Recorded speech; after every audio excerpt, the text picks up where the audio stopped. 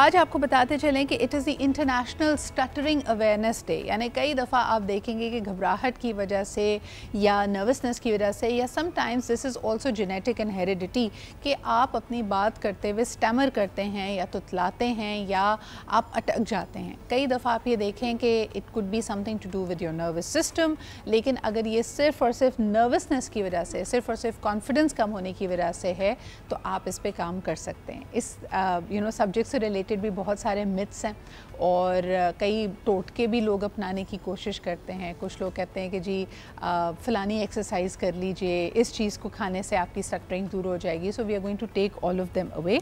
आज हमारे साथ मौजूद है मोहम्मद वसीम साहब, जो कि एक स्पीच एंड लैंग्वेज थेरेपिस्ट हैं and he operates at the he practises at the Dow University and the Tabba Heart Centre. So आपके आने का बहुत बहुत शुक्रिया वसीम साहब। मुझे ये बताइएगा कि कुछ मिथ्स हैं जिसके बारे में बात करना चाहेंगे कि जो लोग तुतलाते हैं या स्टैमर करते हैं या रुक रुक के अटक कर बात करते हैं, उनके बारे में अमूमी तौर पे ये राय पाई जाती है कि शायद ये इतने ज़्यादा इंटेलिजेंट नहीं हैं, ये बेवकूफ़ हैं। सबसे पहले तो इसके बारे में बात करें कि स्टटरिंग क्यों होती है, क्यों एक बंदा स्टैमर करता है। अच्छा, पहला तो आपने तुतलाहट और हकलापन ये दोनों अलग चीज़ें हैं। बिल्कुल ठीक सही है। तो तुतलाहट जो है वो बेसिकली मिस आर्टिकुलेशन होती है, उसमें आप आर्टिक एरर्स करते हैं। ओके। और जो हकलापन है या हकलाहट है या स्टैमरिंग आप जिसको कह लें या स्टटरिंग कह लें, आमतौर पर जो है ना ये लफ्ज़ यूज़ किए जाते हैं।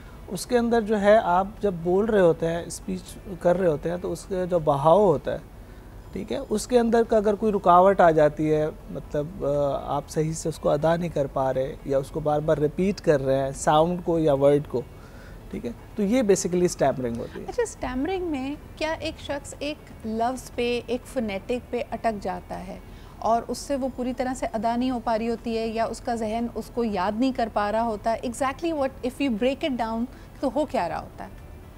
बेसिकली वो वर्ड भी हो सकता है, फ्रेज भी हो सकता है, साउंड भी हो सकता है, ठीक है, जिसके अंदर वो मतलब लड़खड़ा जाता है या मतलब वो कोशिश कर रहा होता है, एग्जेजुरेट कर रहा होता है कि मैं जल्दी से इसको मैं बोलूं, लेकिन वो उसके अंदर बिल्कुल उलझ जाता है, फंस जाता है। ओके, ठीक है। और अच्छा, एक सर्टेन एज में, यंग एज में क्या ये होना नॉर्मल है? 2 साल से बेसिकली 2 साल से 5 साल के दरमियान जब डेवलपमेंटल एज जो होती है लैंग्वेज की जो है जी, उसके अंदर ये ऑनसेट होता है। उसके अंदर बच्चों में खुसूसन जो छोटे बच्चे जो होते हैं उसके अंदर, क्योंकि लैंग्वेज डेवलप हो रही होती है जी, वो कैप्स कम होती हैं, तो वो बाज़ का डरता है कि पता नहीं ये बोलना है या नहीं बोलूं।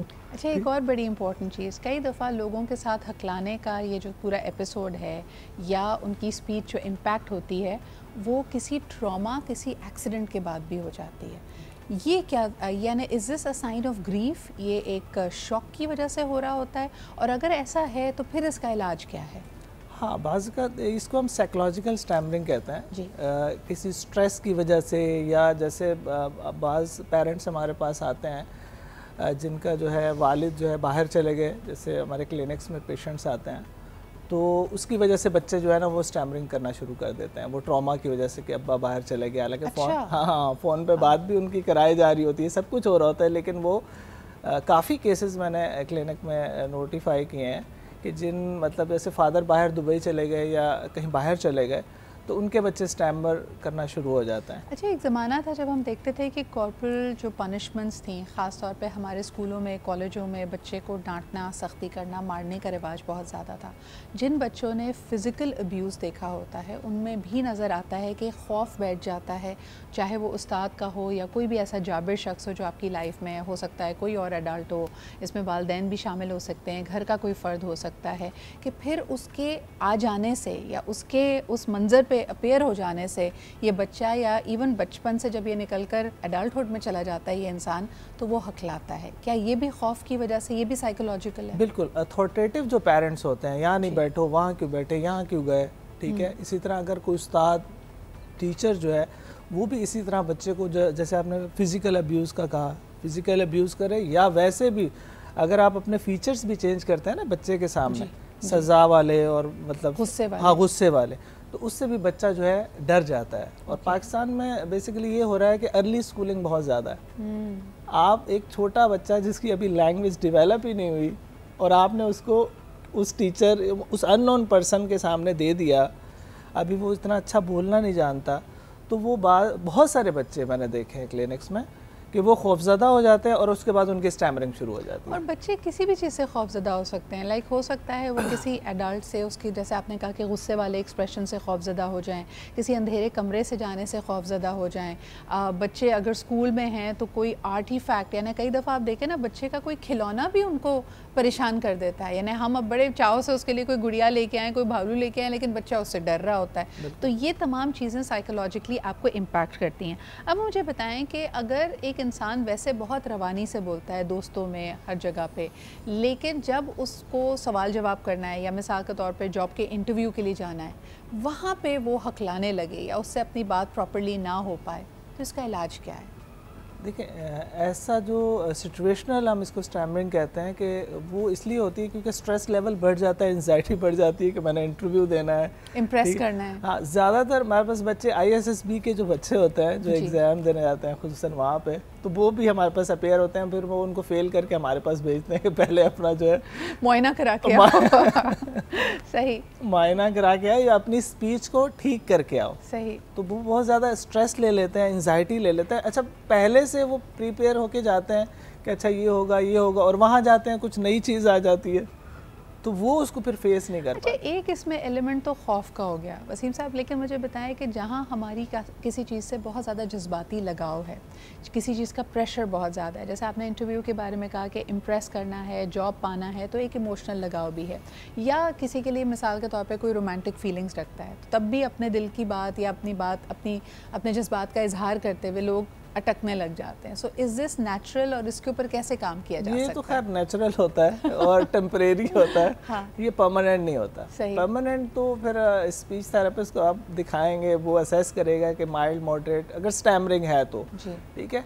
अगर सिचुएशनल है, थोड़ी देर का वो एक ओरा था और उसके अंदर ये मतलब हुआ और उसके बाद फिर ख़त्म हो जाता है वो, जैसे ही वो सिचुएशन चेंज हुई तो आप बिल्कुल नॉर्मल हो जाता है। बिल्कुल सही। अच्छा, मुझे याद आ रही है एक movie, I don't remember the exact condition, लेकिन आपने भी देखी होगी शायद, जिसका नाम था हिचकी, and Rani Mukherjee was playing the character, और उन्होंने कहा कि genetically sometimes people have this condition, जहाँ वो जैसे कहते हैं ना कि सर के अगर जो नर्वस सिस्टम है वो एक सर्किट है, तो कहते हैं कभी उसमें शॉर्ट सर्किट हो जाए तो उसकी वजह से भी लोग अपनी ज़बान पे, अपने एक्सप्रेशंस पे उनका काबू नहीं होता, and sometimes what you hearing is a stammered speech. क्या ऐसी इस तरह की कंडीशंस की प्रेवलेंस पाकिस्तान में ज़्यादा है, बढ़ती जा रही है, आप क्या नोटिस कर रहे हैं? नहीं, इस तरह की नहीं है।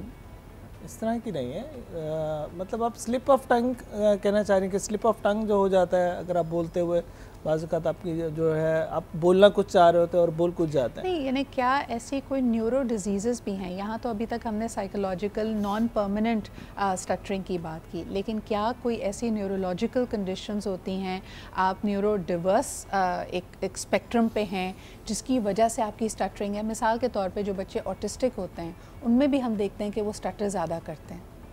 हाँ, ऑटिज़म में होता है लेकिन कम केसेस होता है, इतने ज़्यादा नहीं है, क्योंकि वो लैंग्वेज में डिले होते हैं, नॉन वर्बल होते हैं ज़्यादातर, तो लैंग्वेज से ठीक से डेवलप नहीं होती, तो बाज़ औक़ात वो लोग करते हैं। जी बिल्कुल, और यही तमाम चीज़ें तभी कहती हैं कि अर्ली इंटरवेंशन, अगर आप ऐसा कुछ नोटिस करें तो पहले अपने तरीके से उसको सॉल्व करने की कोशिश करें, लेकिन अगर आप ये डेवलपमेंट चेंजेस बच्चे में देख रहे हैं कि 2 से 5 साल की उम्र के बाद भी वो स्टटर या स्टैमर कर रहा है, हकला रहा है, तो it is good to consult an expert. बहुत बहुत शुक्रिया वसीम साहब मौजूद होने के लिए।